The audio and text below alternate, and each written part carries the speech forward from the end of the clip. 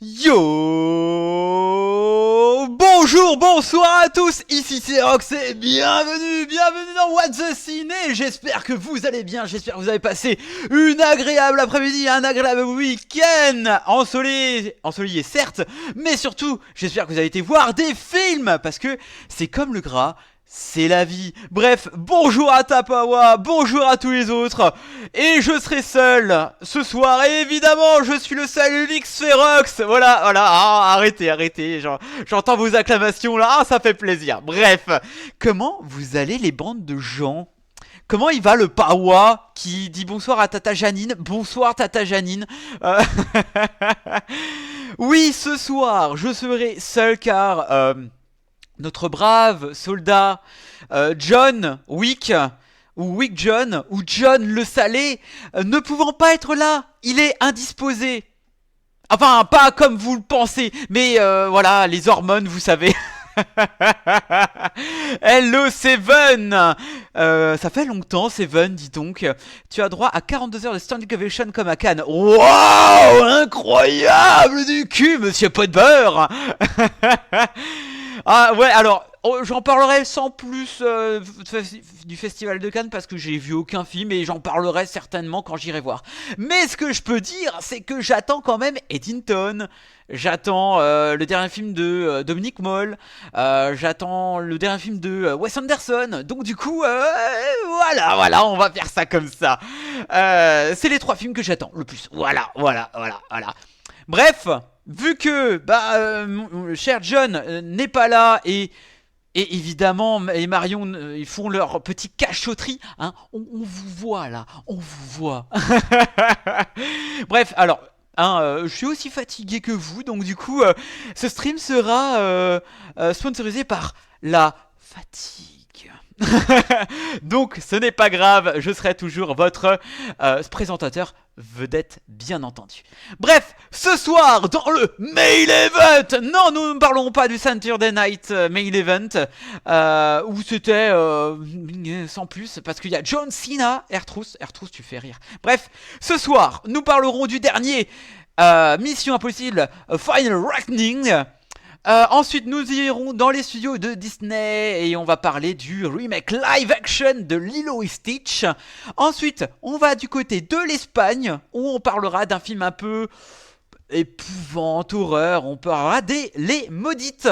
Et on finira tout doucement notre périple européen pour destination en France pour parler du film qu'on n'entend pas beaucoup parler, j'aimerais bien en parler, de Ange et Co. Ou Ange et compagnie, voilà, en VF, lol. Voilà. Perso, vu que le sujet a vendu son âme à TikTok alors qu'il chie sur les plateformes, c'est pas pour moi. Ah oui, mais tu sais, c'est juste pour faire entendre, hein, ils s'en battent les couilles, c'est juste pour une question de pub. Voilà, pour parler aux jeunes. Comme j'avais dit, je crois, avec John il y a un mois, je crois. Enfin bref. Voilà. Voilà ce qui nous attend ce soir dans le côté Mail Event de cette soirée. Sinon, j'espère que vous avez été voir des films récemment. J'espère que pour toi, Pawa, t'as quand même été voir, je sais pas moi, un petit Mission Impossible avec l'immense ego de John.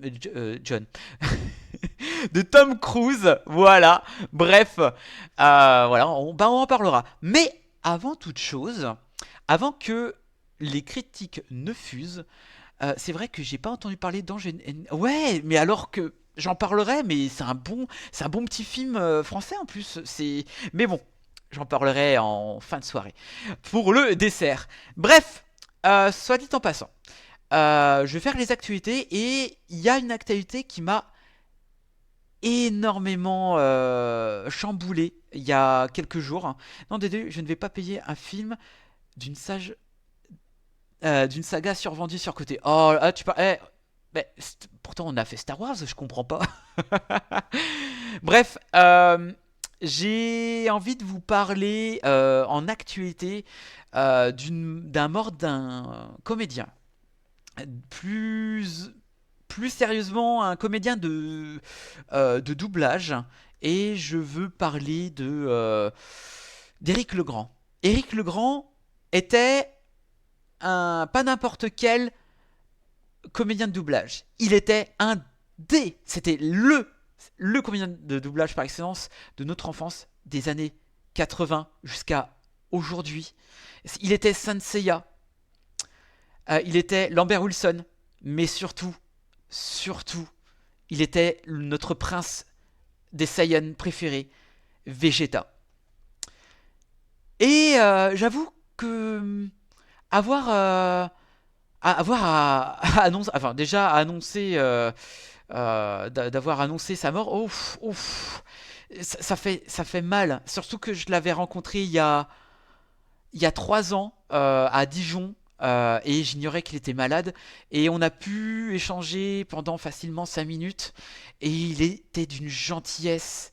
Il me parlait de ce qu'il faisait. Je l'avais remercié de Wesley dans Buffy contre les vampires. Oh, c'est vrai, c'est vrai. Et c'est vrai.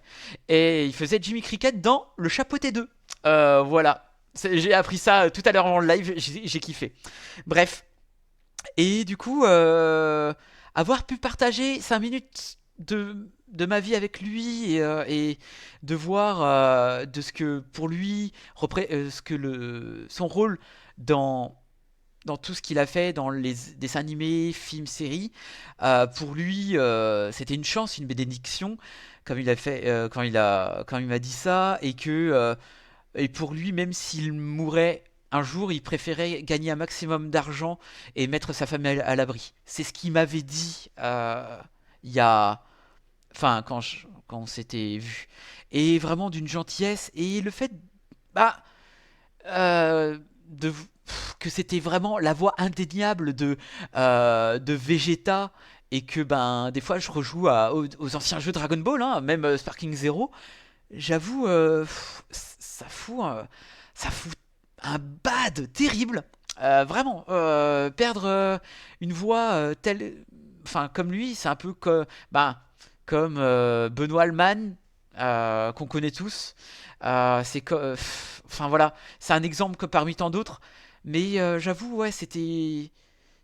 Ah, c'est un choc. C'est une partie de notre enfance à toutes et à tous qui s'en va, mais les souvenirs restent et resteront grâce aux œuvres. Voilà. Il a aussi doublé Tom Hanks dans quelques années. Oh, j'étais pas au courant de ça. Ah, ça c'est bon à savoir. Et pour ça, j'aimerais qu'on visionne ensemble une scène d'anthologie de ce qui a fait de sa superbe, en tout cas. Je vais vous montrer la scène et vraiment qui représente bien le côté Vegeta et sa puissance de voix. Hop. Et bah c'est parti pour une petite 1 minute d'hommage.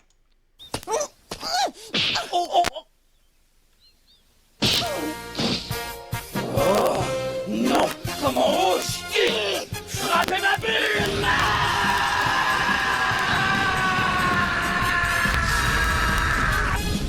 Tu vas me le payer!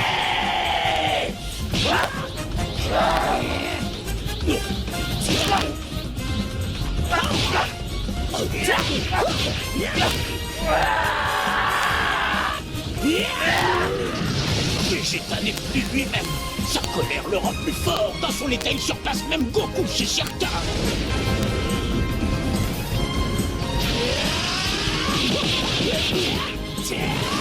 Prends ça!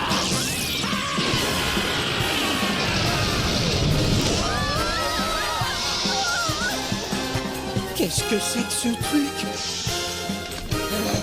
Encore la Capsule Corporation. Cette fois, ils se sont mis à lancer de gigantesques feux d'artifice.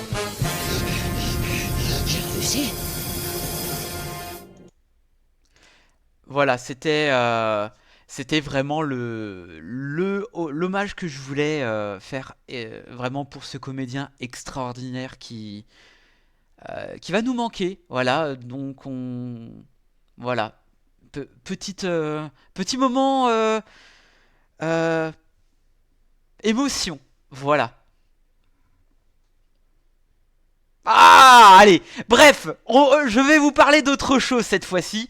Mais voilà, voilà. Éric Legrand à jamais dans notre cœur. Alors, on va parler de d'autres actus. Voilà, sans transition. Sans transition, on va parler avant de parler de Lilo et Stitch. Voilà, une petit chiffre évidemment. Lilo et Stitch, le film remake live que je vais parler après Mission Impossible. Eh ben, on a un chiffre en un week-end, même pas week-end entre guillemets, en quelques jours. Lilo et Stitch a fait 341 millions de dollars dans le monde. Ce qui est un chiffre beaucoup trop grand pour ce film de merde. Ah merde, j'ai spoilé ce que je voulais dire, merde. Bref, en même temps, il y avait le Memorial Day, etc., etc., et que un remake live, généralement, ça fait des sorties. Enfin, des vues. Sauf quand on s'appelle Blanche-Neige. Mais bon, bref, comme je vous l'ai dit, évidemment, Lilo et Stitch, c'est un film de 2002, surcoté. Putain, mais j'arrive pas à me contrôler quand je parle de Lilo et Stitch, c'est terrible. Oh. Et donc du coup, voilà, hein, et en plus, soit dit en passant, Lilo et Stitch est premier, et de très peu, il y a Mission Impossible qui défonce sa grosse daronne quand même. Hein, oh, quand je parle moi. Bref. Et du coup, bah, là pour l'instant, on est en train de de faire venir pas mal de monde au cinéma, hein, et ce qui change un petit peu, car on a appris que les films de 2024 les films, on va dire, le nombre d'entrées au cinéma mondial a chuté durant l'année 2024. Alors, peut-être parce que en 2023, il y avait Barbie et Oppenheimer qui ont eu un super duel de superbes pubs. Et d'ailleurs, j'attends toujours le film Barbenheimer. Du coup, j'ai hâte de voir ce que ça va donner. Je suis sûr que ça va être un film de merde, mais qu'est-ce qu'on va s'éclater? J'espère. Enfin, bref. Donc du coup, les tickets vendus étaient de 4,8 milliards, et ce qui représente à moins de 500 millions de moins qu'en 2023. Bon, c'est pas grand chose, mais bon, on verra ça par la suite. La vraie info de la semaine, c'est que Dune 3 sortira le même jour que l'énième boost Marvel aka Doomsday. Ouais, mais ça se trouve, il y aura...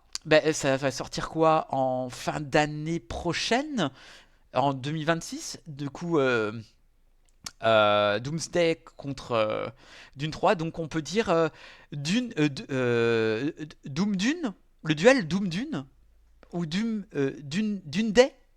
Donc voilà, à voir ce que ça va passer, vraiment, à voir. Mais après, on n'est pas à l'abri, on n'est vraiment pas à l'abri de que Dune soit retardé, parce que bah, déjà le film est en préparation mais pas encore filmé, donc du coup à voir ce que ça va donner. Voilà, effectivement, Doomsday, yes, exactement mon cher. Donc du coup, on verra par la suite. Pourquoi je fais du Jean-Luc Reichmann? Aucune idée. Alors bah ouais, j'espère. C'est parti pour la question co. Pardon. Youdi, coucou c'est Rox, à peine en retard ce soir. Oui, et franchement, tu bats des records, Youdi. Eh ben, bienvenue à toi. Profite bien, pose-toi tranquillement, prends tes popcorn sucrés salés et surtout profite du spectacle. Donc du coup, qu'est-ce que je voulais dire d'autre? Et pour revenir un petit peu dans tout ce qui est un peu Disney et tutti quanti, il y a Zootopie 2 qui est prévu pour fin d'année le 26 novembre. Alors, moi j'adore Zootopie 1, je ne sais pas vous, mais le 2... j'ai très peur, j'ai très peur, sachant que vous savez que les suites de Disney, quand Estampillé 2, c'est rarement bon, hein. On se souvient peut-être de Vaiana 2, qui n'est pas vraiment une suite de Vaiana 2, qui devait être une série de Vaiana 2. Il y a beaucoup de Vaiana 2 dans mes phrases, de Vaiana 2. Et du coup, bah, à voir ce que ça va donner, hein, si ça peut parler autant sur la différence, le racisme et tout, mais un peu différent, ou explorer vraiment l'univers d'Utopie qu'on a très peu vu, hein. On a vu pas grand chose, on a vu 4-5 zones. Pourtant, c'est assez vaste comme monde Zootopie, donc j'attends impatiemment. Voilà. Et qu'est-ce que je voulais dire? Attends, Zootopie, fréquentation, Éric Legrand. Voilà. Et ben, ça allait vite fait quand même, hein, niveau... Et ben niveau actu, parce que la dernière actu, je crois que c'est pour nous tuer, hein. Et ben, le sachiez-vous que la soupe aux choux aura une suite après plus de 50-40 ans après le premier opus. Alors, je crois que je l'ai vu quand j'étais gosse, mais je me rappelle pas. J'attends les remakes du Roi Lion. Ouais, pareil. Ouais, franchement, j'attends. Franchement, un remake live action du dessin animé qui devient le redessin animé. Franchement, je signe.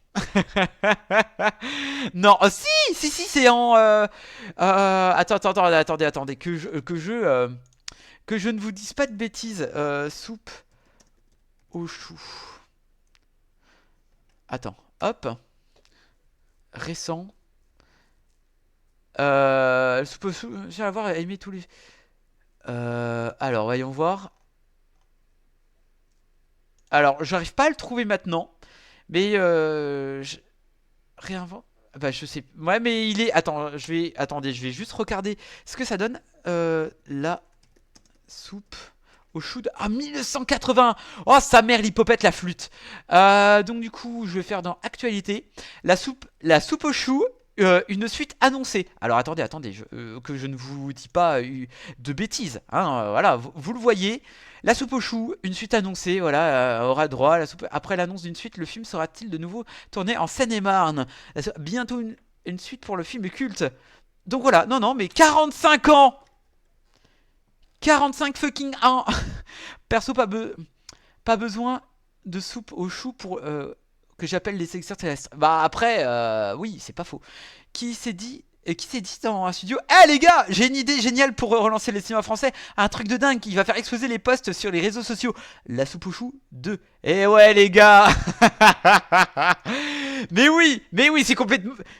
Je sais pas, après, à voir, ça se trouve, on va suivre comment dirais-je, le descendant de Louis de Funès. Et enfin, les descendants des deux acteurs principaux, hein, de Coluche et de Louis de Funès. Enfin voilà. Oh, ça fait bizarre de dire ça en 2025. Mais bon, voilà, c'était la petite anecdote, la petite info fun. Enfin, je sais pas si on peut dire fun. Donc du coup, voilà. Donc, mettez un petit j'aime. Hey YouTube! Ah oui, j'avais oublié de faire la pub.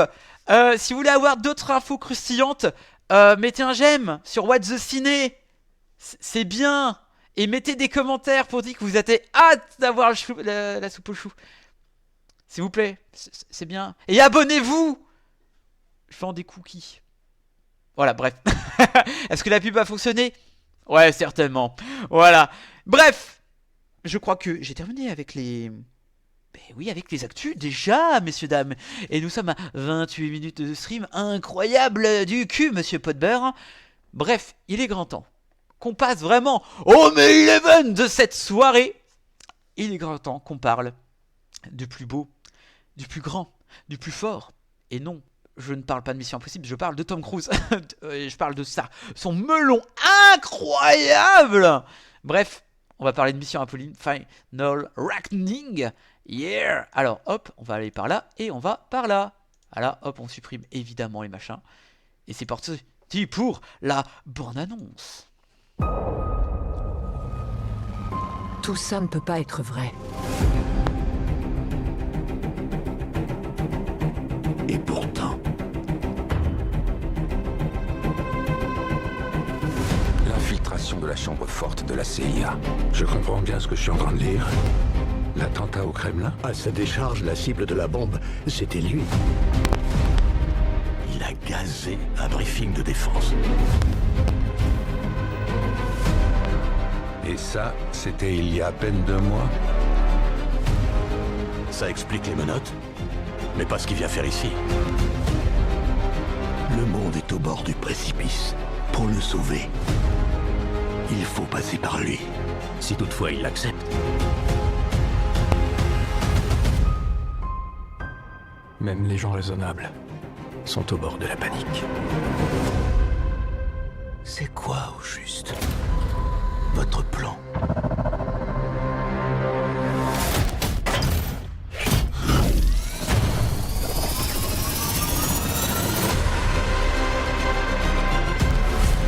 Votre équipe a été trahie, Ethan. Tous vos secrets compromis.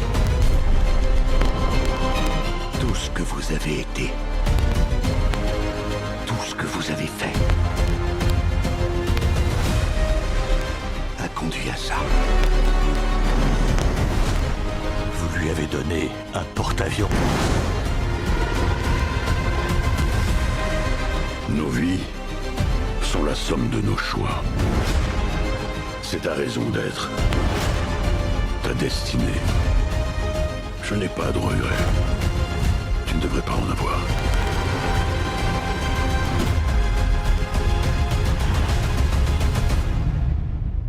Tu dois me faire confiance.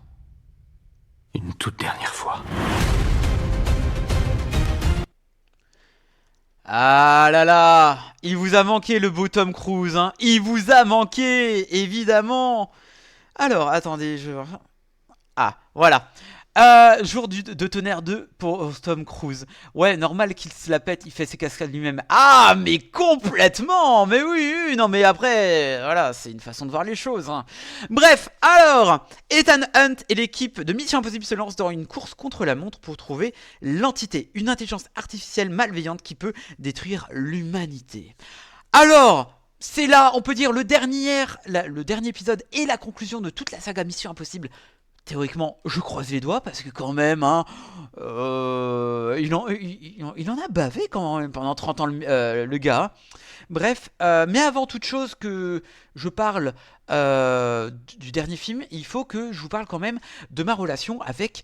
Non, pas Tom Cruise, non, non, non, non, avec la saga Mission Impossible. Oh, on se calme après, vous allez croire des choses. Bref, alors Mission Impossible, pour moi, évidemment, hein, au départ, j'ai connu Mission Impossible grâce à la série diffusée, oulala, quand il y avait encore les VHS, I'm old, et du coup j'avais bien apprécié, et fut évidemment en 96-98, je crois que c'était le tout premier Mission Impossible avec toujours Tom Cruise. Il y aura beaucoup de Tom Cruise quand même. Tu fais ce que tu veux avec Tom Cruise, c'est du privé. Oh oui, ça c'est sûr. Et du coup, étant donné que j'apprécie vraiment la saga Mission Impossible pour ce qu'elle apporte, sauf le 2. Le 2, je sais pas ce qui s'est passé. J'ai trouvé le film misogyne. Vraiment pas bien, hein. C'était affreux, hein. C'est vraiment, ça respirait très fort les années 2000, mais mauvais, hein. Vraiment c'est kitsch, mais mauvaisement kitsch, tu vois. Oh là, mais qu'est-ce qui s'est passé, John Woo, t'as fait quoi? Et le troisième que je me rappelle très peu, mis à part, je crois, la scène d'intro et la dernière scène. Voilà, j'ai skippé le reste. Et ensuite, arrive une bonne dizaine d'années plus tard, Ghost Protocol Fantôme en VF, qui, je crois, est l'un de mes Missions Impossibles préférées. Pourquoi? Parce que la scène de Burj Khalifa, où je suis tellement tétanisé, mais quand il y a le vide et tout, c'est une des scènes de Mission Impossible que je me rappelle. J'ai tellement peur, je stresse tellement devant cette scène, ça m'a tellement marqué. Et il n'y avait pas que ça, il y avait vraiment ce petit côté rafraîchissant que Mission Impossible revenait vraiment à peu près aux sources, et c'était ultra intéressant, c'était vachement bien, et tu voyais le personnage de Benji dans le troisième, enfin en tout cas on va dire le quatrième, parce que Benji c'est un peu le sidekick rigolo mais intelligent, mais rigolo tout de même, voilà. Surtout qu'il est super drôle, Benji, Simon Pegg, dans tout ce qui est de la trilogie Cornetto. Si d'ailleurs, si vous n'avez pas vu la trilogie Cornetto, c'est tellement drôle. Voilà. Bref. Et ensuite, ben, une fois quand vous voyez Protocol Phantom, vous te dites ah putain, il y a un truc bien.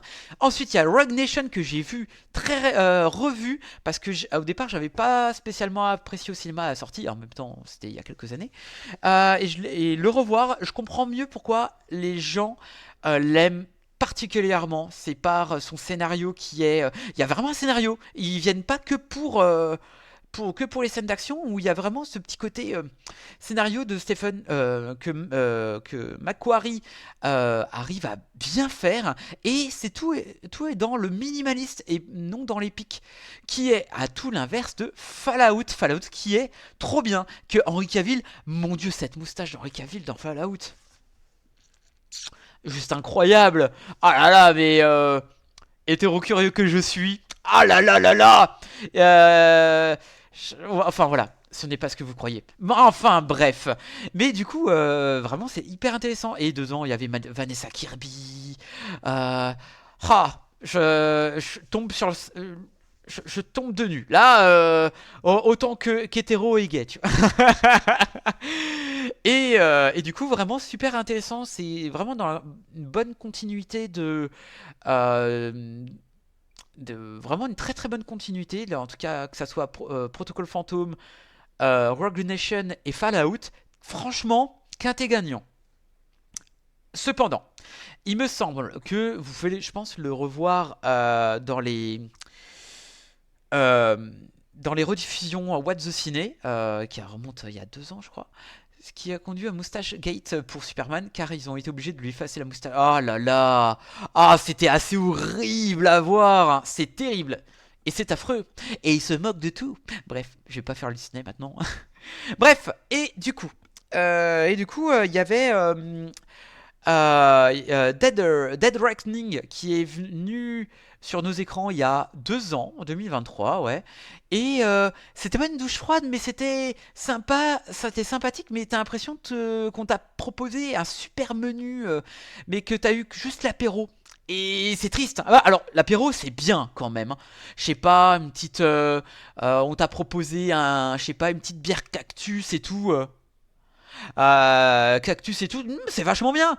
Et ils sont, elle est où la viande, enfin, il est où mon repas et tout. Et donc du coup, bah tu te dis, ouais, bah je l'aurai 2 ans plus tard, quoi.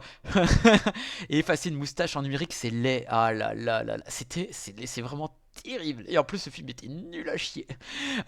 Voilà, je parle pas de Final Reckoning, mais enfin bref, voilà. Et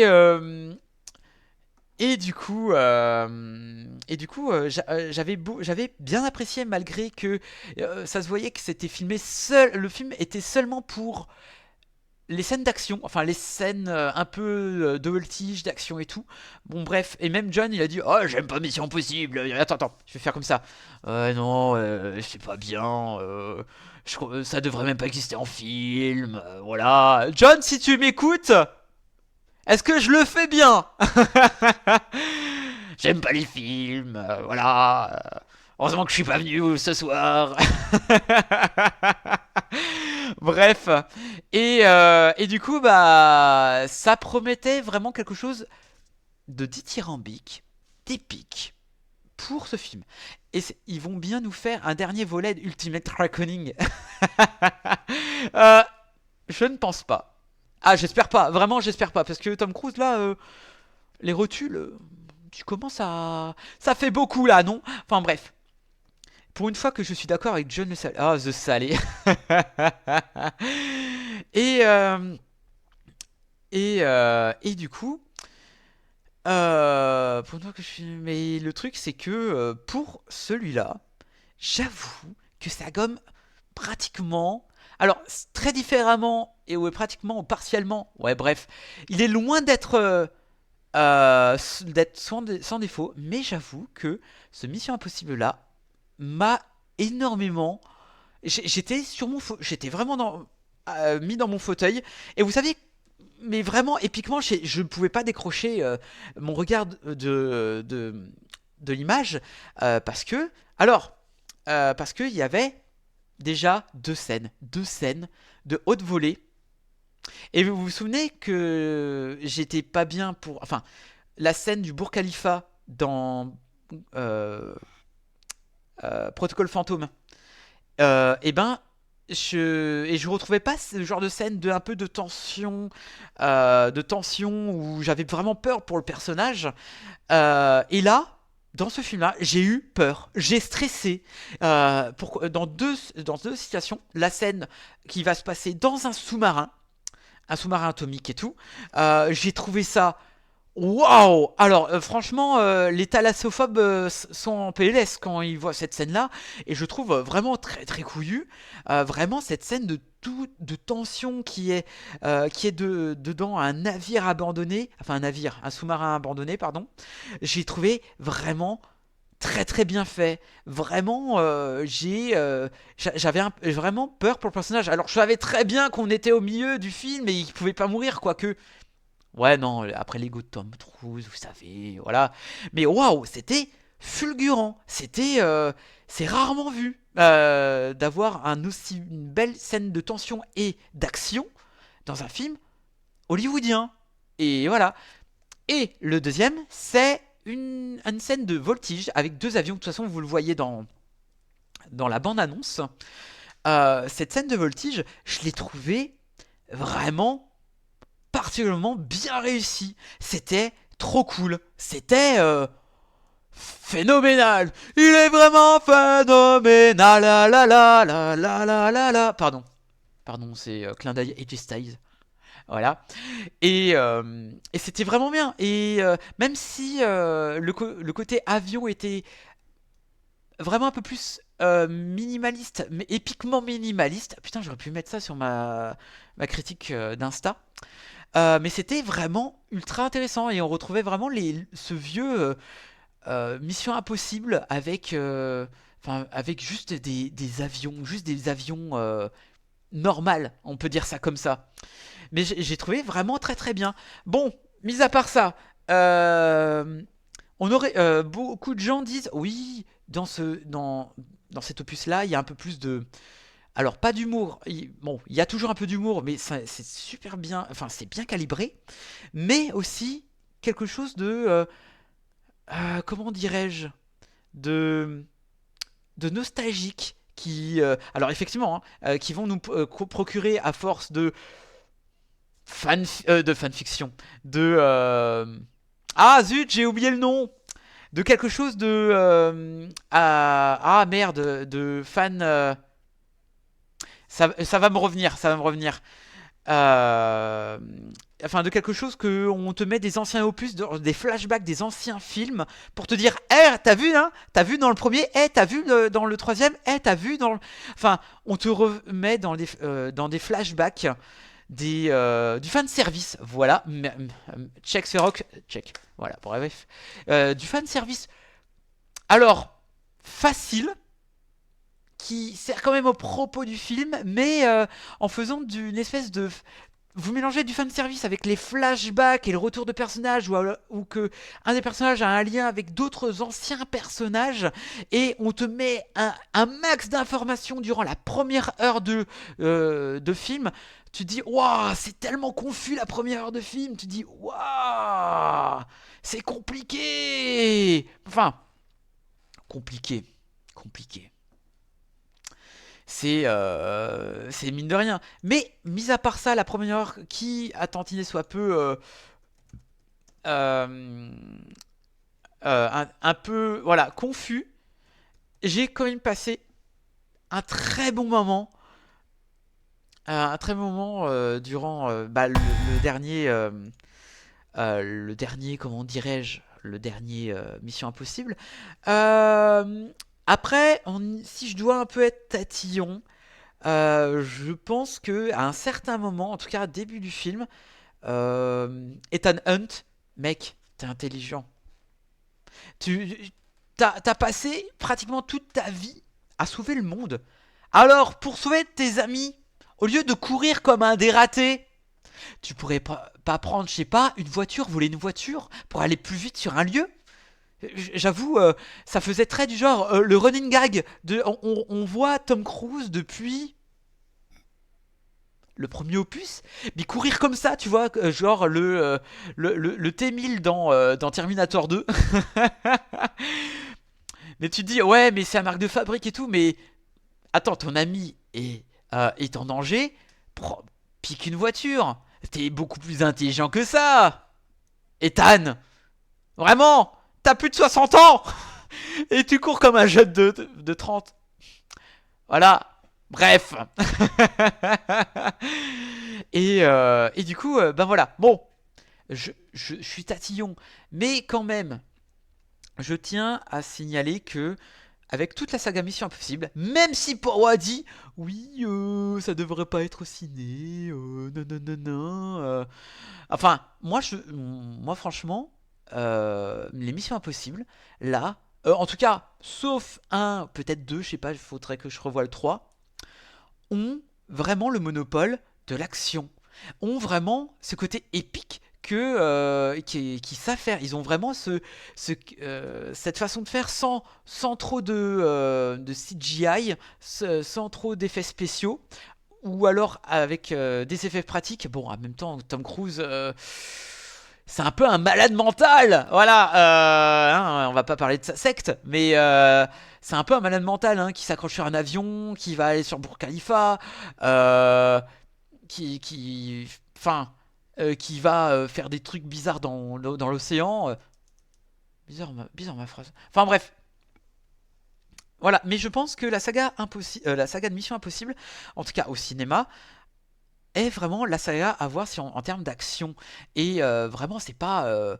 Niveau scénario, c'est pas le plus compliqué hein, à savoir et à connaître. Mais vraiment, c'est une saga qui marque encore l'histoire du monde du cinéma. Et merci Tom Cruise. Même si tu ne vois que par toi-même, pratiquement. Hein, mais franchement, c'est très très cool. Je sais pas si le terme rafraîchissant est bien choisi, mais en tout cas, avec tous les blockbusters qu'il y a en ce moment où ça use énormément de d'effets spéciaux plus ou moins bien faits entre guillemets, où je sais pas, il n'y a pas une inventivité ouf. Là, là vraiment.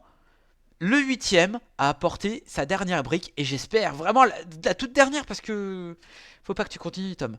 Ou alors ou alors tu fais ça dans 10 ans et tu fais plus rien. Tu apprends aux autres. Tu n'es plus l'acteur principal. Arrête. Hein, principal, pardon. Bref, je sais pas si vous avez d'autres questions concernant ce dernier film. Mais en tout cas, qu'est-ce que je voulais dire d'autre? Bon, en tout cas, j'avais oublié que dans Mission Impossible, alors dans toute la saga, j'avoue, entre Pomme Clémentif, Vanessa Kirby, mais comment ça s'appelle je sais plus comment il s'appelle. Bref, il y a pas mal, il y a pas mal de choses à parler, je pense. Et je pense que même si vous êtes fan de la série, hein, Power, on va pas épiloguer comme quoi tu as tort et moi j'ai raison, voilà. Donc du coup, wally voilou. Bref, bah, sur ce, moi, en conclusion, pour vous dire que le dernier Mission Possible est une bonne est un bon cru hein, malgré ses petits défauts. Mais voilà, vous allez passer quand même 2h40 à ne pas voir l'heure passer et c'était vraiment très très cool. Merci à toute l'équipe de Mission Impossible d'être là. J'ai jamais tort. Oh là là là. Oh là là là là. Toi aussi t'as une pastèque à la place du melon ou comment ça se passe? Bref, messieurs, dames, il est grand temps que je passe à autre chose. On va aller sur une petite île hawaïenne, on va aller côté de l'espace, on va aller à Disney. Pourquoi j'ai raison? Et sur Roxator, bientôt sur YouTube. Bref, je vais vous parler maintenant de Lilo et Stitch. Et bah c'est parti pour la bande-annonce. Hein. On n'est pas après. Ouais. Nous avons appréhendé un dangereux spécimen. Où est-il? Il s'est évadé. Il se dirige vers les vaisseaux de patrouille. Il a pris le rouge. Quelle affreuse planète as-tu dans le collimateur? Une étoile filante. J'aimerais avoir un ami. Un meilleur ami.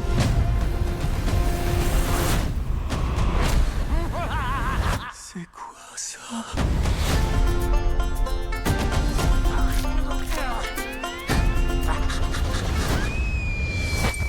Il est trop mignon et doudou. T'en es responsable, c'est clair? C'est promis. Descends de là. Non. Il est insupportable. Eh, qu'est-ce que tu fais? Pas de chien à table. T'es sûr que c'est un chien? Ouais. Paf.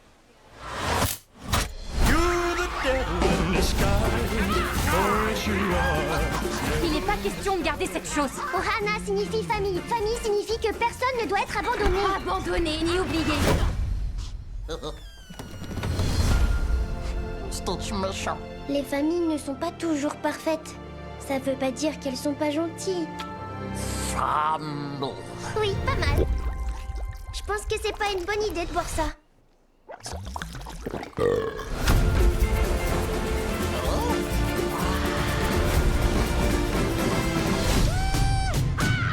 Agent Cobra Bubbles, nous avons un chien bleu à capturer. Non, attendez!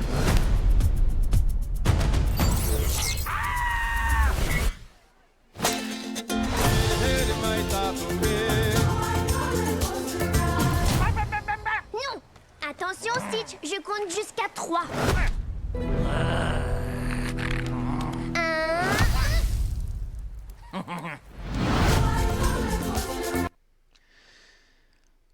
Ah, vous le sentez la douille venir, hein? Vous le sentez, messieurs, dames, vous le... what? C'est quoi? Eh ben, Lilo et Stitch! Ah là, les fans de Disney vont m'en vouloir et je suis vraiment pas du tout désolé. Alors, je vais regarder le synopsis qui doit être incroyable. Faudrait-il que j'arrive à le retrouver? Le synopsis, messieurs, dames. Alors, l'histoire touchante et drôle d'une petite fille hawaïenne solitaire et d'un extraterrestre fugitif qui l'aide à renouer le lien avec sa famille. Et vous voyez, hein, je le suis super bien. Hein. Disney, j'attends de propositions, évidemment. Bref, Lilo et Stitch, évidemment, un peu comme Mission Impossible, je vais parler un petit peu du dessin animé que, figurez-vous que j'ai vu que très récemment, il n'y a pas si longtemps, voilà. Et du coup, on m'a tellement dit « Ah, c'est Rox, il faut que tu regardes, c'est trop bien, en plus c'est trop mignon, la musique est trop cool et tout. » Ouais, bah je l'ai vu votre dessin animé là. C'est mid, c'est moyen, ça arrive même pas au genou du roi lion. Mi-Cendrillon, mi-de-rebelle. Mais je ne comprends pas cette fascination que vous avez avec Lilo et Stitch. Bon, Stitch parce que, il est mignon, il est drôle. Non, enfin, oui, mais il est insupportable. Un peu comme Lilo dans le dessin animé. Et parlons pas du film. Je vais y revenir. Bon bref, et du coup le dessin animé, ouais c'était sympathique le dessin animé, mais je comprends pas, c'est 1h20 où, ouais, je te trouve que t'es un peu fermé d'esprit Sphère. C'est toi qui dis ça, tu te fous de ma gueule. Et du coup, non, Lilo et Stitch, c'est sympa, mais sans plus. Et donc, arrêtez par nostalgie, les gens. Hein, on dirait les Potterheads du genre, mais Harry Potter, c'est la meilleure saga de tous les temps. Non, tu te calmes. Tu te calmes, Marie. Tu te calmes, Jean-Kévin. Voilà, c'est la nostalgie, des fois, c'est pas bien. C'est pas bien. Et du coup,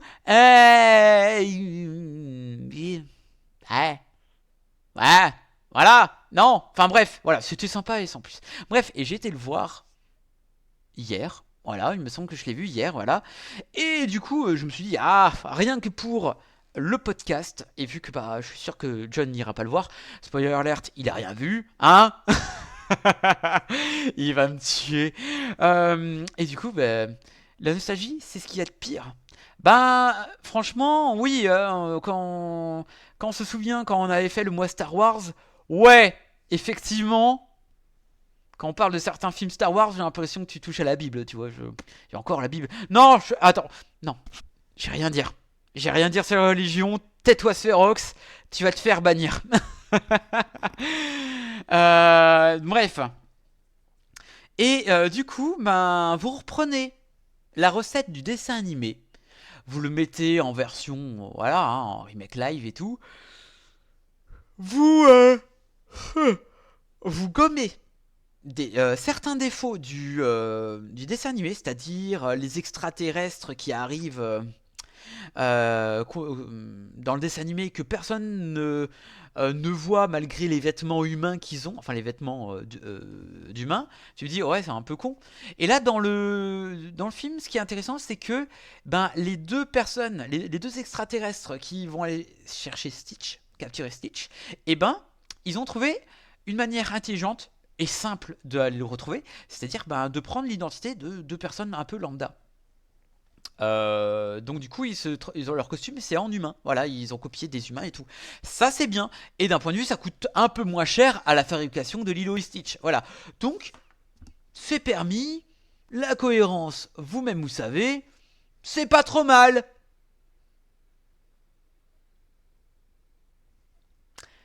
Est-ce que j'ai dit assez de bien avant de défoncer le film? Non, il y a quand même des choses bien. Ah si, on revoit l'actrice de Sydney Fox, l'aventurière, qui travaille dans les services sociaux.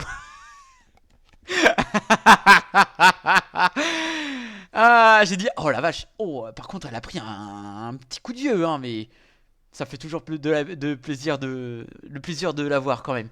Et sinon, ils ont rajouté bah, deux personnages. Le personnage de Sydney Fox et une autre personnage une grand-mère qui a... Bah, je vois pas trop l'intérêt. Mis à part, j'ai l'impression que c'est Disney qui raconte l'histoire. En vrai, pour les enfants de moins de 10 ans, c'est un bon film. Oui, oui, certainement. Oui, mais moi je le dis parce que j'aime pas Lilo et Stitch. Enfin, arrête, c'est les fans, ça me saoule. et, euh, et du coup, je commence à fatiguer.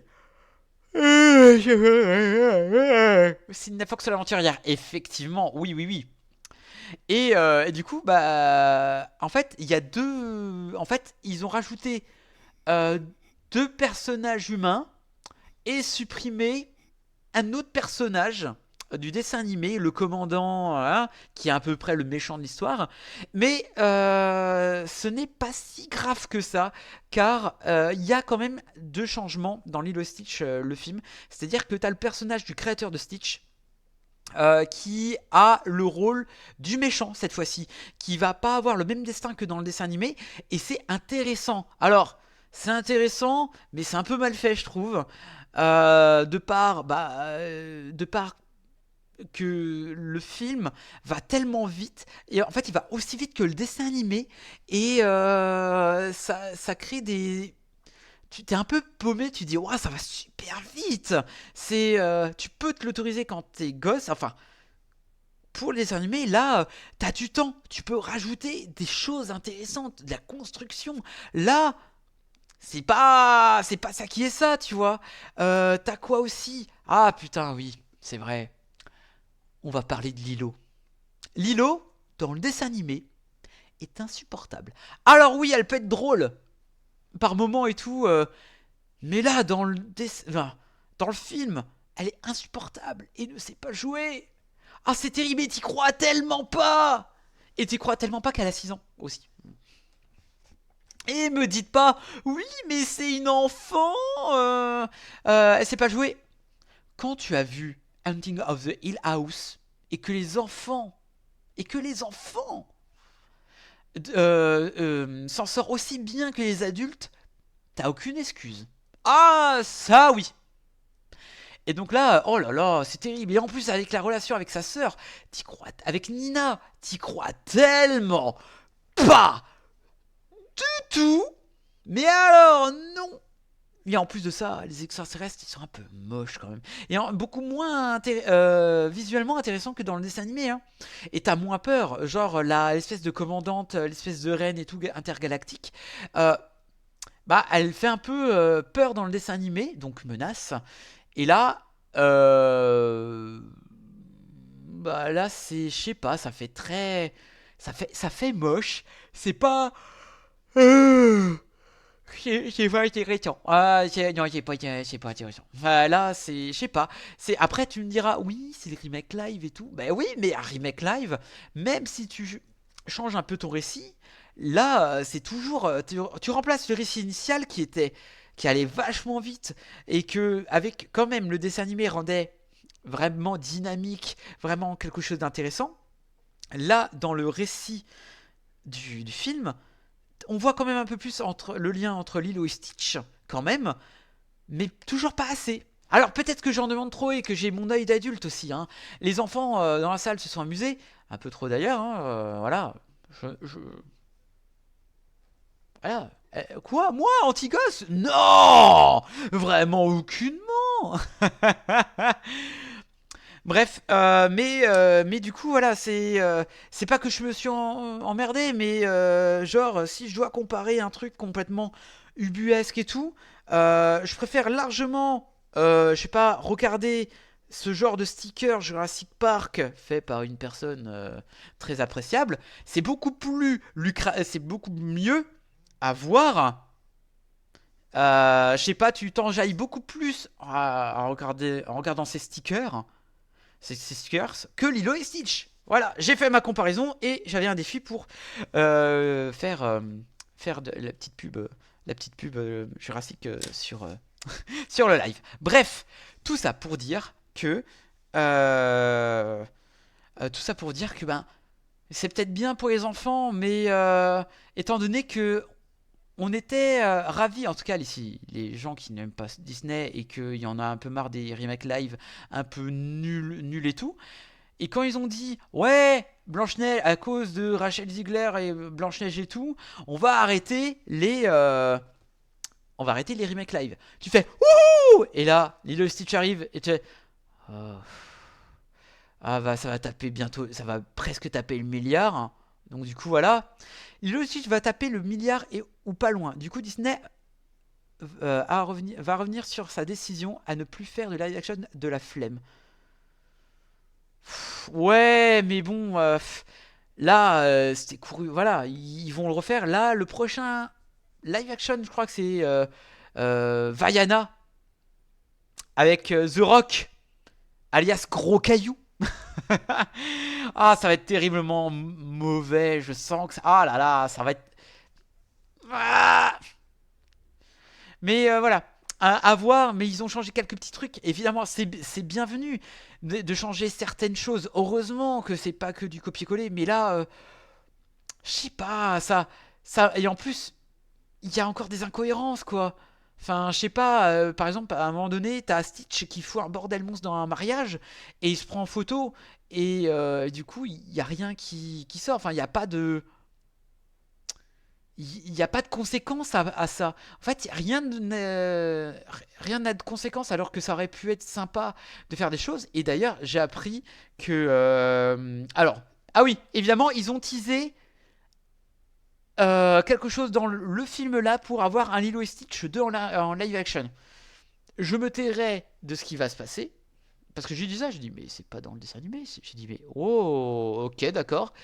Et donc du coup, étant donné du succès monstre de Lilo et Stitch, il y aura un deuxième et je pense qu'il arrivera dans 2 ans et demi. Facile, voilà.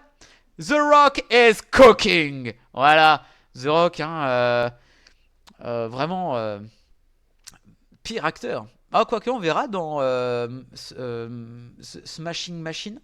On verra, hein, j'ai hâte de voir le film, en tout cas. Enfin, voilà. Bon, j'ai dit à une personne... elle me dit, ah non, mais tu vas pas défoncer le film, quand même. Moi, défoncer un film? Jamais gratuitement. Enfin, bref. Qu'est-ce que je peux dire d'autre? Mis à part que c'est fade, c'est pas incroyable. Mais après, allez le voir. Allez le voir en streaming, illégalement, s'il vous plaît. Parce que c'est drôle que Disney perde des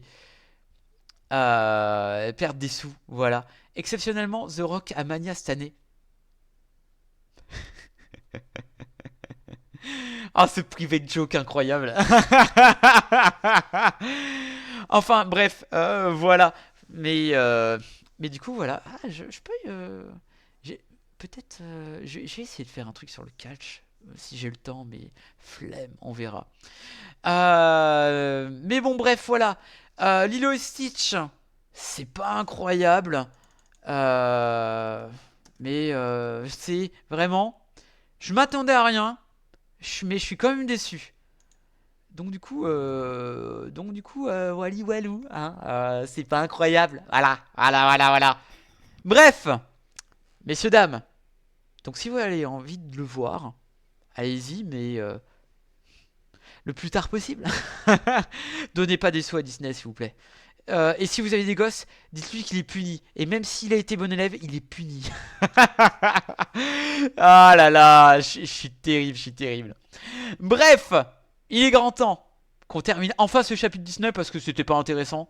Maintenant, on va passer de quelque chose d'un peu différent. Voilà, de très différent. Voilà. Je vais vous parler maintenant d'un film horrifique, horreur, Les Maudites. Et c'est parti pour la bande-annonce. Attends, c'est Tom? Non, il est sorti à un moment. Dis-moi le numéro de ton passeport. Il est là. Non, il y a personne, mon amour. Pao. Tu fais quoi dans la vie, Camilla? Des études de cinéma. Tu penses à Doé? T'aurais pu me prévenir qu'elle était folle alliée, la pauvre. T'inquiète, tout va bien, je lui ai rien dit. Sur quoi? Sur le fait que tu l'as filmé en cachette. Je sens qu'il est là. Andrea, y a personne. C'est le gars qui me suit. C'est lui. J'ai peur qu'il soit ici, maintenant. Là, avec nous. Camilla? Quoi? On est maudite. Qui ça, nous? Tu me fais peur. Et de quoi t'as peur, si tu me crois pas?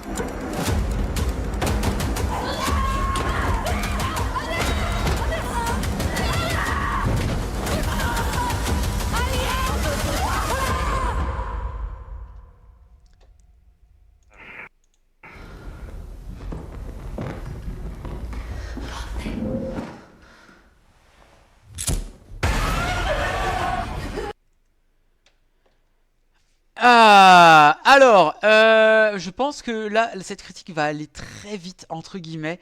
Alors, Les Maudites. Quelque chose entre Andrea, mais personne, pas même elle, ne peut le voir à l'œil nu. Il y a 20 ans, à 10 000 km de là, la même présence terrorisait Marie. Camilla est la seule à pouvoir comprendre ce qui leur arrive, mais personne ne la croit.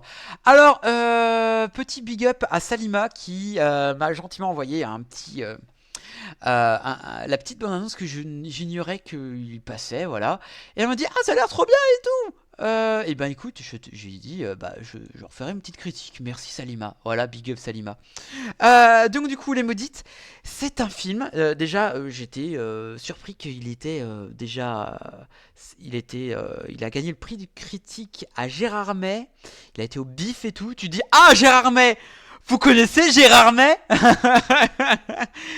Et du coup, bien que cette bande-annonce était bien mystérieuse et tout, et que, vous le savez, merci Salima, je suis prêt, j'espère qu'elle verra ce petit moment-là, voilà, et du coup, le film-là, je l'ai trouvé très intéressant de par l'aspect un peu mystérieux.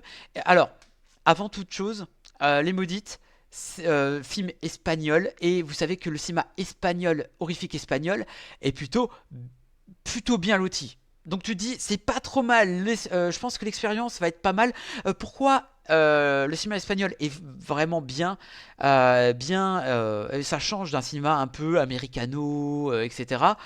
Et le cinéma horrifique espagnol est très proche du cinéma horrifique japonais. Donc du coup, avec ce petit touche européen, je trouvais vraiment intéressant. Et là, je suis un peu déçu. Pourquoi? Parce que le film, effectivement, va prendre son temps. Alors oui, vous savez que j'ai un peu du mal quand ça prend énormément de temps, mais il y a peut-être un truc à la clé, tu vois. Vous voyez? Et que finalement, tout était lié. Finalement, en fait, le film, je sais pas, il y a quelque chose de très mystique, de très silencieux, de très... comment pourrais-je dire de très tapis dans l'ombre. La menace est vraiment tapis dans l'ombre et tu sais pas ce que cette menace veut. C'est très compliqué à savoir, mais le film va vraiment se poser des questions à un moment donné quand à un moment donné il y a les caméras qui vont se mettre à s'allumer. C'est intéressant, tu ne peux que voir cette entité, cet esprit-là, de par un objet cinématographique, enfin un objet numérique. Ça a surtout l'air très mou et en voyant la bande-annonce. Alors oui, effectivement, c'est mou. Mais alors, ça peut être mou un petit peu, c'est pas grave si ça construit quelque chose de bien, mais non, ça se perd dans les néandres des problématiques liées au patriarcat, au trauma, aux violences et tout. Mais c'est très insidieux. Et dedans, cette identité représente vraiment quelque chose on va dire, le patriarcat ne veut pas. Alors, d'un point de vue, ça peut être intéressant, tu vois. C'est intéressant, tu dis, ok, voilà, c'est un espèce de It Follows version espagnole et version beaucoup plus mou. C'est un peu dommage, hein. Et là, on va suivre vraiment sur deux temporalités différentes, deux personnes de la même famille, sur une échelle entre Until Dawn et The Exorcist. Oula, j'ai pas vu Until Dawn, j'ai pas vu Until Dawn. Et l'Exorcist, oula, alors, il est décevant. Il est décevant, mais il est pas, ah, c'est compliqué, hein. Ah, je dirais un 1,5 ou un 2 sur 5. Voilà, enfin, je trouve vraiment... Hop, attendez, hop, je fais ça, ok. Mais je trouve vraiment pas incroyable. Et le fait que le récit prend trop le temps sur des choses un tantinet pas du tout intéressant et tu comprends pas. Alors, enfin, tu comprends pas de suite et tu dis à la fin, ok, je comprends, mais il y avait mieux à faire. Vraiment, est-ce que c'est un manque de budget?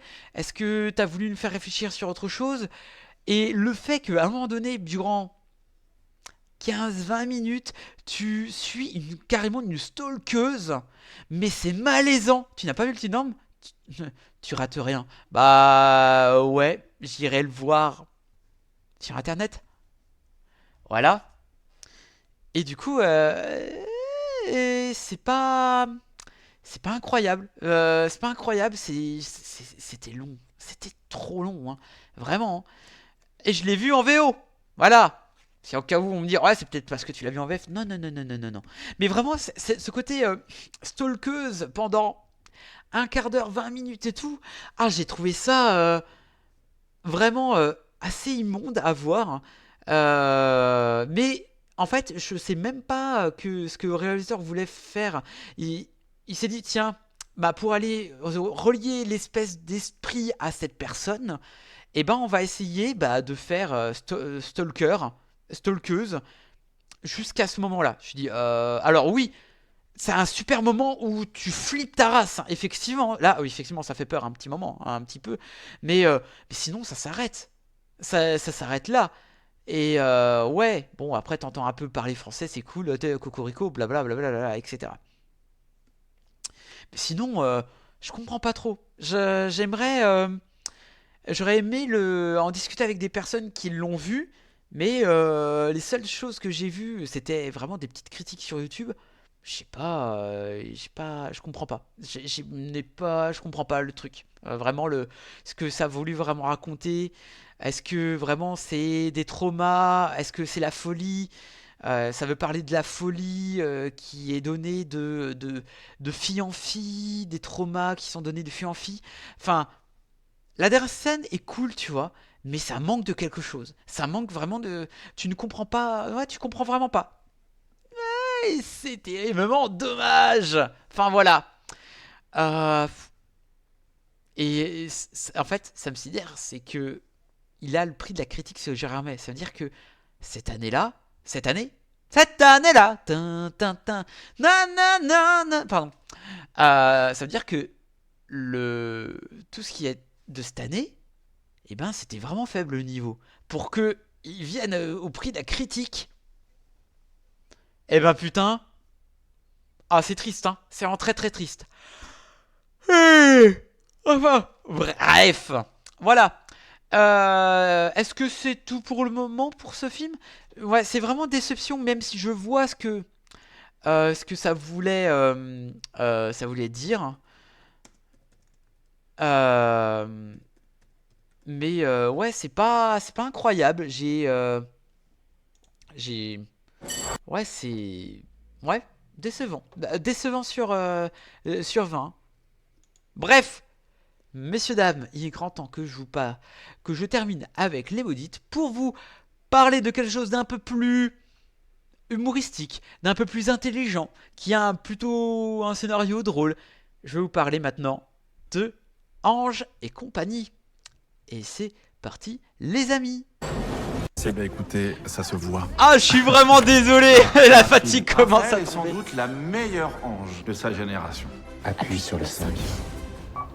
Et c'est pourquoi je vous demande de la promouvoir au titre d'archange. Y a un problème? Oui. C'est Paul Carrière. Il est dans l'avion pour aller à Rome, pour se marier? Non. Oh putain, c'est la merde. Ah bah oui, c'est la merde. Tous les vols sont annulés. Paul de l'ascenseur? Mais c'est incroyable, ça fait tellement longtemps. Sûrement pas, non, ils voyagent pas tous les deux. Vous allez faire comment du coup? Y aller à pied? Bon, ok, mais à une condition. Cette fois-ci, tu surveilles bien ta cliente, je veux zéro ambiguïté entre eux. Bah ça va, c'est bon, je connais mon taf. Je vais la calmer. Quoi, qu'est-ce qu'il y a? Nickel, ils se touchent maintenant. Sinon, reste au basket. Reste au basket. Paul, on fait pas ça, hein? Ah non, on fait pas ça. Il y a 10 ans, quand on s'est rencontrés. T'as de quoi noter mon numéro? Ouais. Pourquoi tu m'as donné un faux numéro? Attends, tu l'as embrouillé dans le numéro? Mais ils sont pas compatibles! Je suis sûr qu'on va faire un bon binôme tous les deux. Les humains, dès qu'on leur enlève leur repère, ils forniquent! Mais c'est quoi ce bordel? Pourquoi ils se font des pelles, là? Fais attention, Raph, fais à la bourre. Vous me les ramenez à Rome. À tout hasard, est-ce que quelqu'un aurait la gentillesse de m'emmener vers le sud? Si tu l'emmènes pas, ta mère va mourir. Oui, moi. Attention la route! Oh putain, accrochez-vous!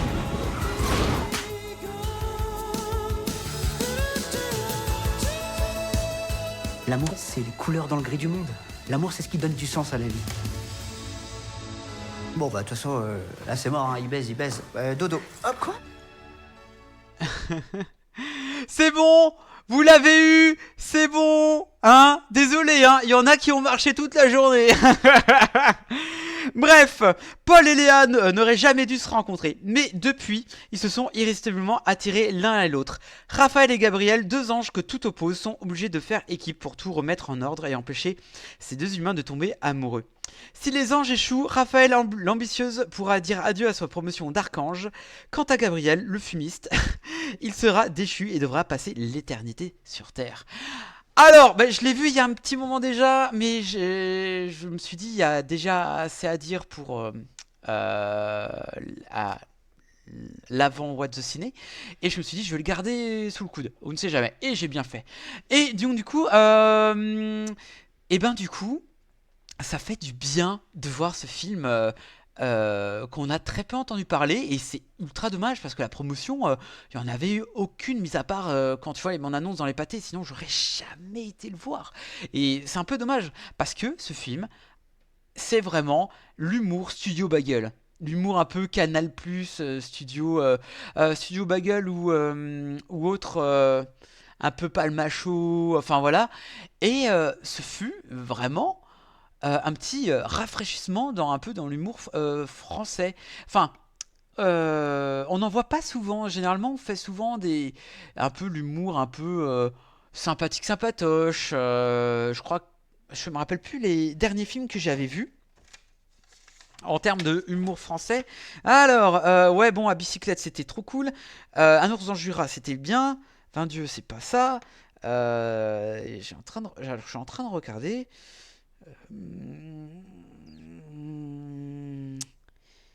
L'attachement, non, c'est super bien, mais c'est.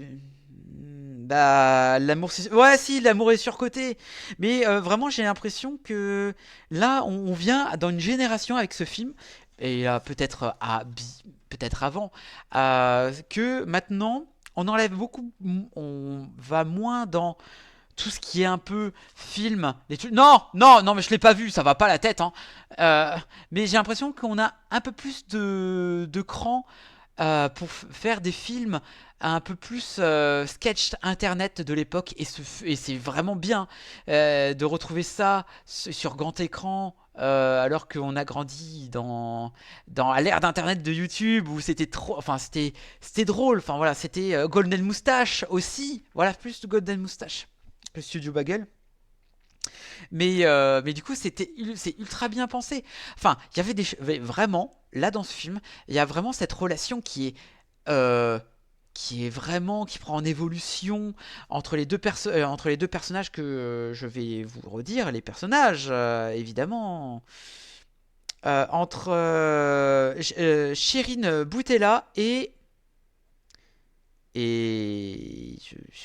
Julien Pestel, qui, je trouve, vraiment trop chou.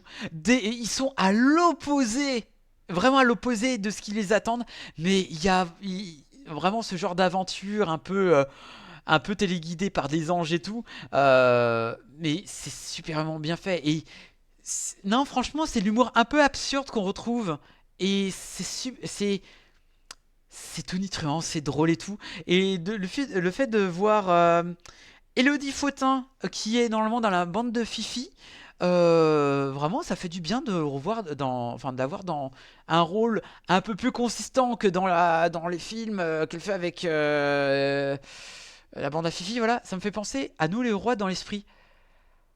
Alors oui, mais c'est très différent. J'adore Nous les rois. Je l'ai en Blu-ray d'ailleurs. Allez voir Nous les rois d'ailleurs, c'est vachement bien. Voilà. Ça fait longtemps que j'en ai pas parlé. Merci mon cher Pawa. Mais du coup, vraiment, ce petit côté vent frais qu'on retrouve, ça fait du bien. Ça nous prend pas pour des jambons. C'est même un moment touchant. À un moment donné, t'as deux personnages qui vont se retrouver dans l'au-delà, on peut dire ça comme ça, dans l'au-delà, hein, dans le genre comédie sans prétention. Ah oui, complètement, c'est sans prétention, complètement. Mais j'ai trouvé, waouh, ça niveau poil qui se redresse, oh, c'était merveilleusement bien. Vraiment des petites larmes, une petite larme entre deux rires. Franchement, c'est merveilleux. Hein. Et ce qui est assez drôle aussi dans le film, c'est quand t'as un ange qui est déchu, il devient, il devient une personne qui travaille dans l'humanitaire.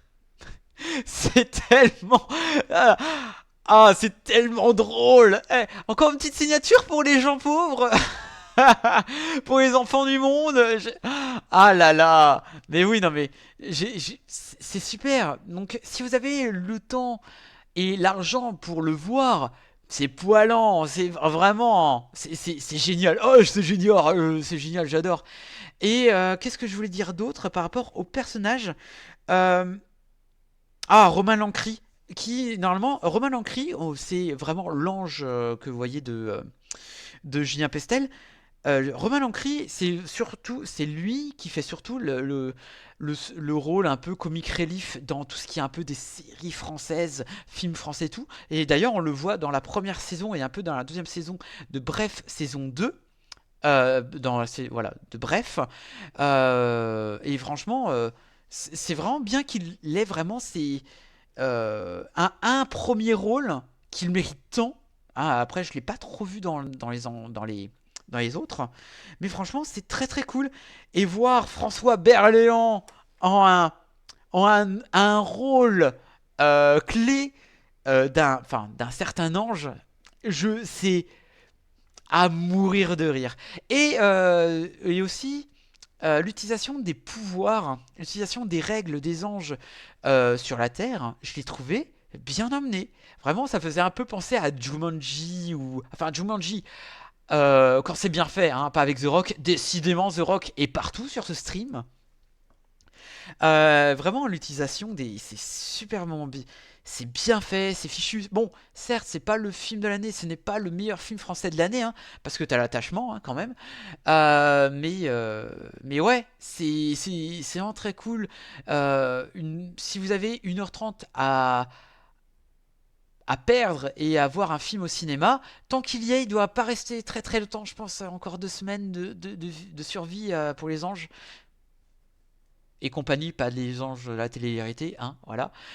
Nouvelle balle perdue pour The Rock, toujours The Rock. Je ne pardonnerai jamais ce qu'il a fait ce qu'il n'a pas fait surtout à WrestleMania. Voilà. Donc du coup, voilà, je voulais vraiment terminer ce stream là sur quelque chose d'un peu plus sympathique, sympatoche, de quelque chose de drôle. Voilà. Donc allez voir, hein, et pas Lilo Stitch, mérite pas. Par contre, les anges, oui. Avec Mission Impossible, vraiment, je vous ai fait là ce soir. Mission Impossible et Anges et compagnie, allez les voir. Les autres, poubelle, nada, pas, damn. Bref. Bref, messieurs, dames, il est grand temps que je tire les rideaux pour ce soir, pour mieux se retrouver l'année prochaine. Et la fatigue, c'est la fatigue. Bref. Du coup, on va se retrouver d'ici 2 semaines, enfin dimanche d'après, pour parler. Je sais pas, y a bien d'autres films qui sortent, je crois. Enfin bref, sortie film, on verra. Sortie ciné.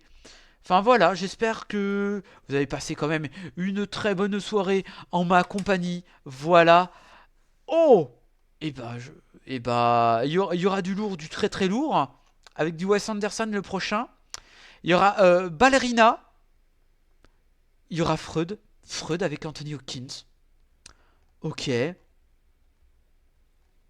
Parfait. Voilà, en tout cas, on vous parlera de Ballerina. Je suis sûr que John ira le voir, je l'espère.